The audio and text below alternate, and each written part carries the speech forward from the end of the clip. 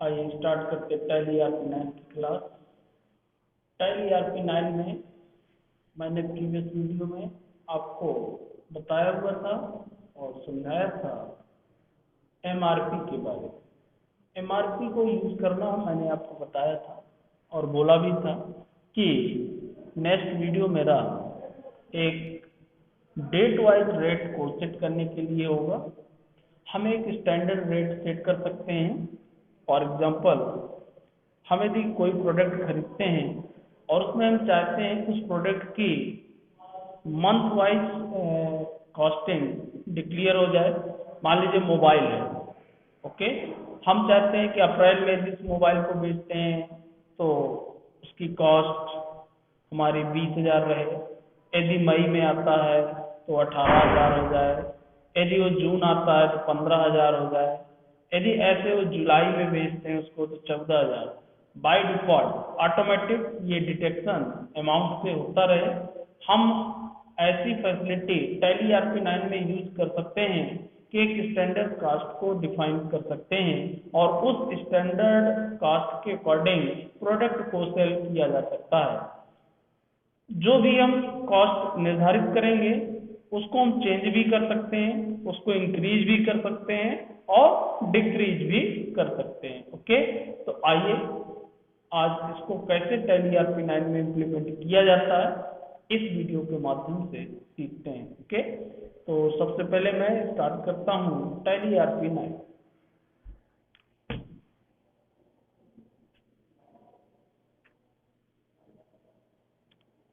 Tally ERP9 में हमने अपनी कंपनी को ओपन किया।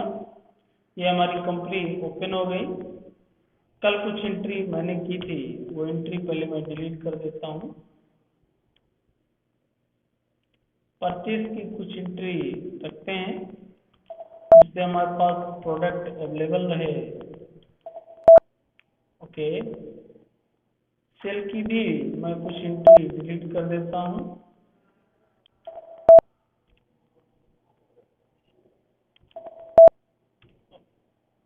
ओके, ये हमारी कैश परचेज की एक एंट्री है और कैपिटल पूंजी की एक एंट्री है।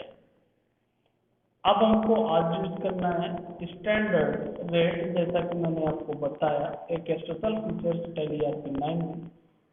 इसको यूज करने के लिए सबसे पहले हमको इन्वेंट्री पे जाना है। इन्वेंट्री पे स्टॉक आइटम को क्रिएट करना है। स्टॉक आइटम को क्रिएट करते समय यहाँ पे देखिए, कल के वीडियो में मैंने सेट अल्टर MRP डिटेल को बताया हुआ था। यही पे एक फीचर्स और आगे बताने जा रहा हूँ। वो कौन सा फीचर्स है वो सीखते हैं। मान लीजिए हमारा मोबाइल है, स्मार्टफोन,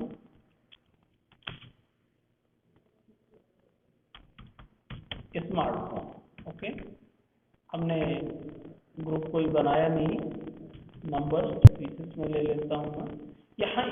अब उस फीचर्स को सबसे पहले तो इनेबल करना पड़ेगा। उस फीचर्स को इनेबल करने के लिए आपको यहाँ पे क्या करना है, यहीं पे रहते हुए आपको F12 बटन को प्रेस कर देना है। ओके, क्योंकि यहाँ पे मैं कुछ फीचर्स आपको समझा देता हूँ। बहुत सारे फीचर्स मिलते हैं। Provide एलाइसिस along with the name, उसका एलाइसिस नेम आपका देना है। एलाइसिस नेम मतलब उस नेम तो आप दे सकते हैं। प्रोवाइड लैंग्वेज का कोई नाम हो वो भी दे सकते हैं। एडवांस एंट्री मास्टर जो मैंने यूज करके आपको दिखाया था, इस फीचर्स को मैं प्रीवियस वीडियो में यूज करके दिखा चुका हूँ। Allow advance entry in master, जिसमें हमने उसके फीचर्स को चेंज किया था। और कल के वीडियो में हमने देखा था allow MRP margin for the stock item. Okay, इसी प्रकार से allow inclusive of tax stock item, tax को भी आप यहीं पर निर्धारित कर सकते हैं। Provide part number of stock item, जैसे यदि आपके पास व्हीकल का कारोबार है, व्हीकल की कंपनी है, गाड़ी का स्टॉक है, तो उनके पार्ट के आधार पे हम यहाँ पे एंट्री को मेंटेन कर सकते हैं। Add description for stock item, stock item जो है उसके रिलेटेड डिस्क्रिप्शन भी आप दे सकते हैं, कोई डिस्क्रिप्शन लिखना चाहते हैं। Add remark for stock item, remark कोई देना है वो भी आप स्पेसिफाई कर सकते हैं। Specified default ledger allocation of invoicing, alternate unit ले सकते हैं, enable standard rate of stock item और इनेबल कंपोनेंट लिस्ट। ये सारे जितने भी फीचर्स हैं स्टॉक आइटम से रिलेटेड फीचर्स हैं, इनको इनेबल करके हम अपनी आवश्यकता अनुसार क्या कर सकते हैं, यूज कर सकते हैं। ओके, तो आज जो हमें यूज करना है वो है enable standard rate for stock item. इस ऑप्शन को आपको एस कर देना है। यहाँ पे आप ध्यान दें, enable standard rate for stock item, इस ऑप्शन को आपको एस करना है। और इस ऑप्शन को एस करने के बाद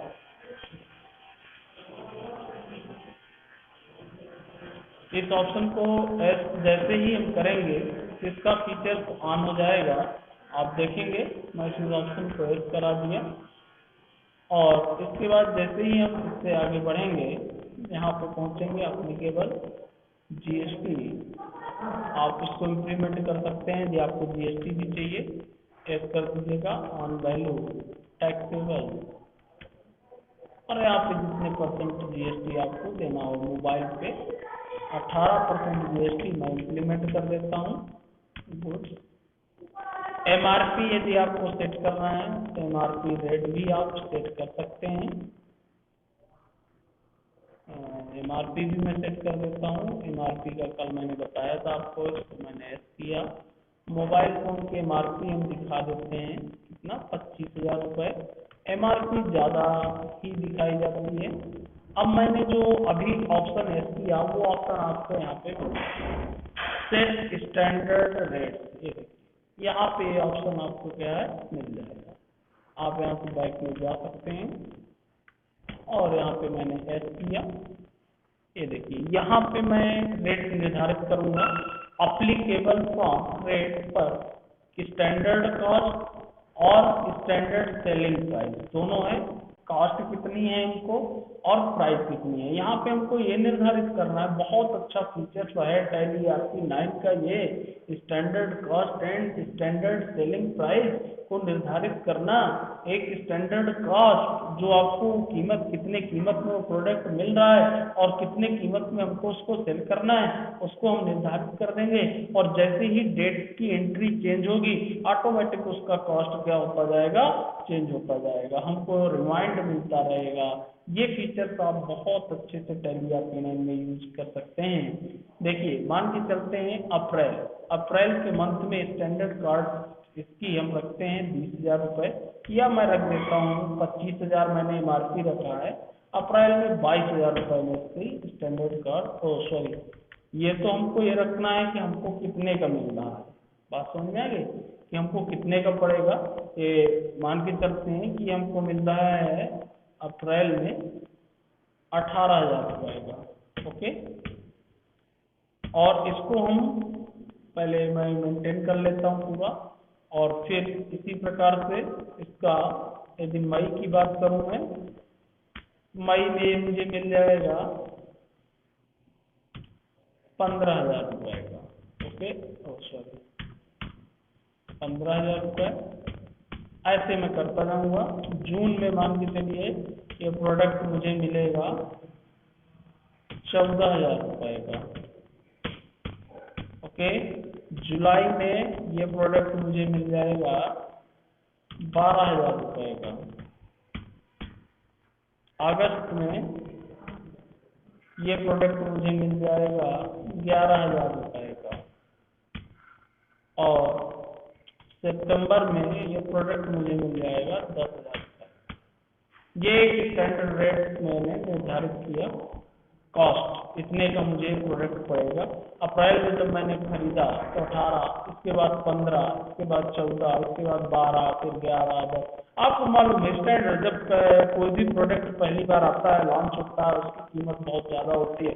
जैसे जैसे प्रोडक्ट की ड्यूरेशन बढ़ती जाती है यानी कि सेलिंग बढ़ जाती है और उसकी देखा जाए तो कीमत जो है थोड़ा थोड़ा स्लो होती जाती है। उसी हिसाब से मैंने इसको सेट किया। अब सेलिंग के लिए हमको सेट करना है। अप्रैल में हम इसको बेचेंगे, जब मुझे 18,000 का मिल रहा था तब मैं इसको बेचूंगा कितने में, 22,000 रुपये में। ओके, मुझे कितने का पड़ेगा अप्रैल में? 18,000 का, और मैं बेचूंगा कितने का? 22,000 का। अब मैं बात करूं मई की, तो मई में ये प्रोडक्ट मुझको कितने का पड़ रहा है? 15,000 का। मैं इसको बेचूंगा 20,000 में। ओके। जून की बात करूं, जून में ये प्रोडक्ट मुझे मिल रहा है 14,000 रुपए में, और मैं कितने में बेचूंगा इसको? 18,000 रुपए में। ओके। इस तरीके से मैंने इसके रेट सेट किया।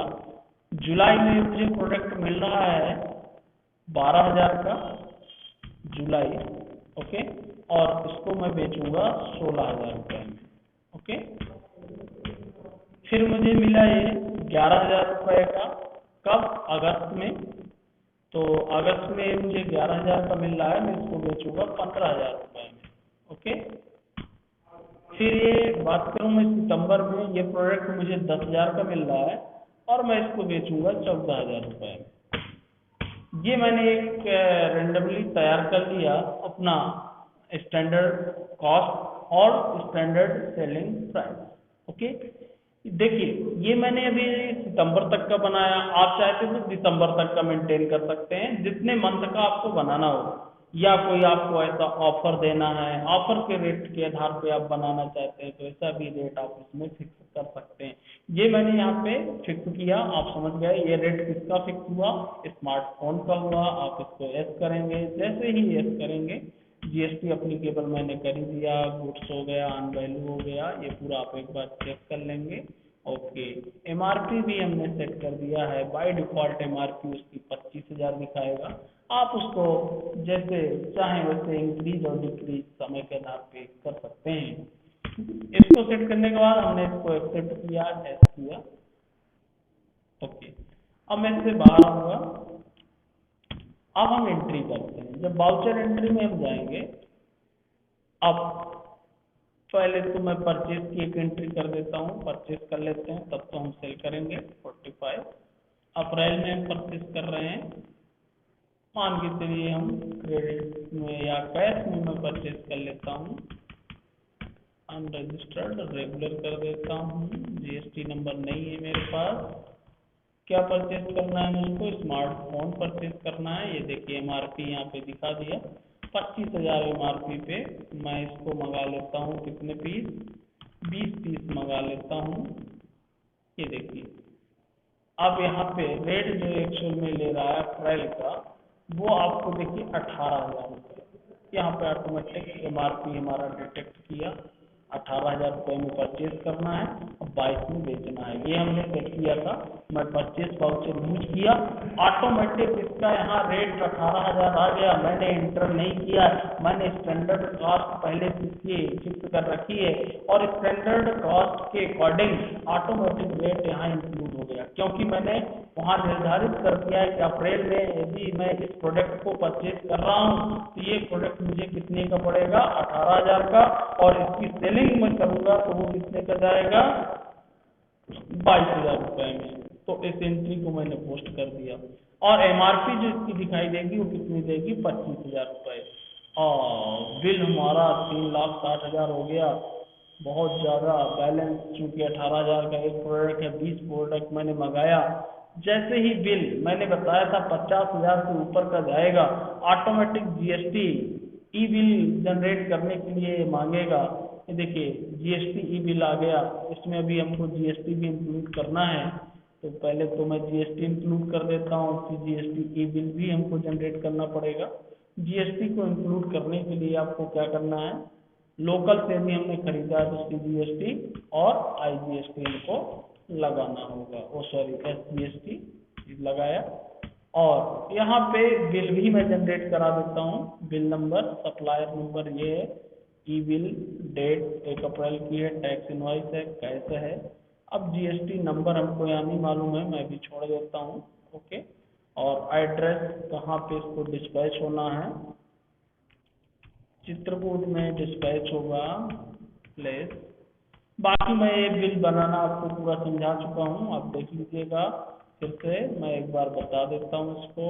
ट्रांसपोर्टर का नाम भी आप दे सकते हैं, इसको छोड़ भी सकते हैं। व्हीकल जो है रेगुलर है, ये सारा आप इसको फिलअप करेंगे और इस एंट्री को पास कर देंगे। ओके, ये एंट्री हमारी कंप्लीट होगी। ओके। हमने प्रोडक्ट को खरीदा, मैंने रेट उसमें इंटर नहीं किया, ऑटोमेटिक रेट उसने डिटेक्ट किया और रेट कितना लिया उसने 18,000 रुपये, क्योंकि हमने स्टैंडर्ड कॉस्ट उसकी निर्धारित कर रखी है। मैं एक बार आपको स्टैंडर्ड कॉस्ट फिर से चेक करा देता हूँ। इन्वेंट्री में जा करके अल्टर करके मैं आपको दिखा देता हूँ। स्मार्टफोन में मैं गया और स्टैंडर्ड कॉस्ट एसपीआर, ये देखिए अप्रैल की जो स्टैंडर्ड कॉस्ट है वो हमने निर्धारित किया है खरीदने की 18,000 और सेल करने की 22,000। तो जैसे ही मैंने परचेज किया वैसे ही हमको यहाँ पे कितना उसने मिला 18,000 रुपये। अब जैसे ही मैं सेल करने जाऊंगा तो यहाँ पे क्या लेगा 22,000। यदि मैं मई में परचेज करूंगा तो इधर लेगा 15,000 और इधर लेगा 20,000। अब मैं इसको आपको चेक कराता हूँ कैसे। ओके, मैंने इसको एक्सेप्ट कर लिया एक साथ। ओके, और बाहर हो गया। ओके, अब हमने परचेज करके तो देख लिया 18,000 रुपये हमको लगे। अब मैं इसको सेल करने जा रहा हूँ। सेल करने के लिए क्या करना है, वाउचर पे गया और सेलिंग पे मैंने यूज किया F8 रेफरेंस नंबर। किसको सेल करते हैं, हम कैश सेल कर लेते हैं जिससे हमको कैश मिल जाएगा और कैश बढ़ जाएगा। ओके, सेलिंग में थोड़ा सा ध्यान दें आप, यहाँ पे मध्य प्रदेश। ओके, मैं यहाँ से आपको पता चलता रहेगा मध्य प्रदेश है, लोकल में सेल कर रहा हूँ मध्य प्रदेश। अनरजिस्टर्ड की जगह रेगुलर यूज कर लिया मैंने। सेल क्या, स्मार्टफोन हमको सेल करना है। एमआरपी 25,000 है, आपको मालूम है एमआरपी में मैं कोई चेंजेस नहीं कर रहा हूँ, सिर्फ मैं 5 पीस प्रोडक्ट सेल कर रहा हूँ।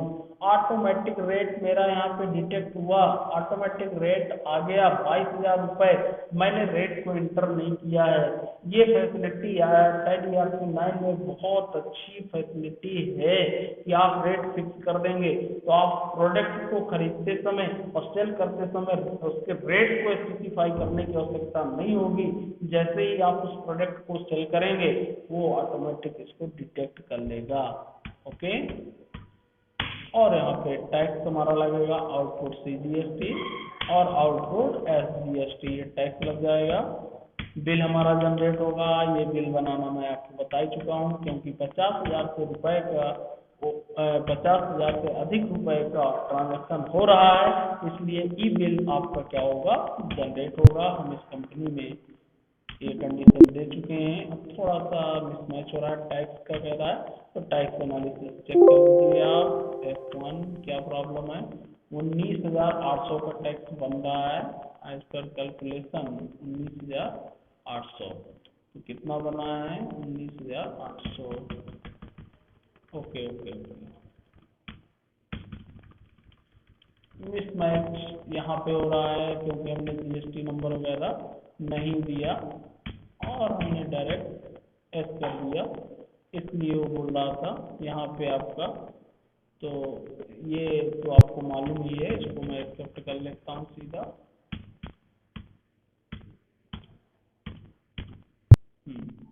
SSL नंबर हमारा स्मार्टफोन का स्पेसिफाई नहीं है। उसका कहना है ई बिल जो जनरेट हो रहा है डेस्टिनेशन नहीं है वेरीफाई हो रहा, व्हीकल नंबर नहीं है, डॉक्यूमेंट डेट नहीं है, अदर डिटेल हमने उसमें फिलअप नहीं किया।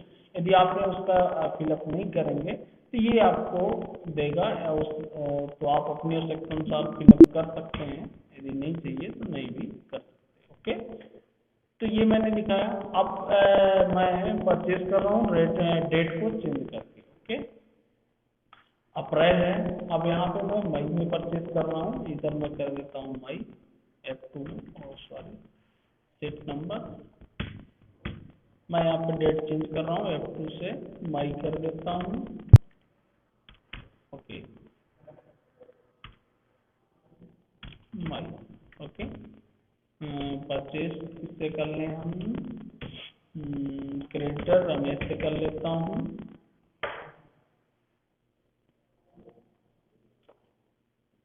रमेश से परचेज कर लेता हूँ मैं। परचेज अमाउंट स्मार्टफोन 15 पीस है, MRP ये। अब मैं 20 पीस फिर से परचेज कर लेता हूँ। देखिए जैसे मई मैंने चेंज किया ऑटोमेटिक रेट यहाँ डिटेक्ट हो गया। मई का जो रेट है वहाँ 15,000 रुपये रुपये निर्धारित है। 18,000 रुपये आपका पहले किसका था, अप्रैल का। मैंने यहाँ डेट चेंज किया, रेट ऑटोमेटिक चेंज हो गया। ये आपको इफेक्ट में दिखाना चाह रहा था। बाकी टैक्स वगैरह आप अपने अकॉर्डिंग लगा लीजिएगा, हमें बिल नहीं जनरेट कराना है, मैं डायरेक्ट इसको एंट्री कर देता हूँ। ओके, ऐसे ही यदि मैं सेलिंग करने जाऊंगा तब क्या होगा, देखिए सेलिंग मैं सेल करके भी एक दिखा देता हूँ, डेट चेंज करके। F2 से मैंने मई में सेलिंग किया मैंने 2 मई को।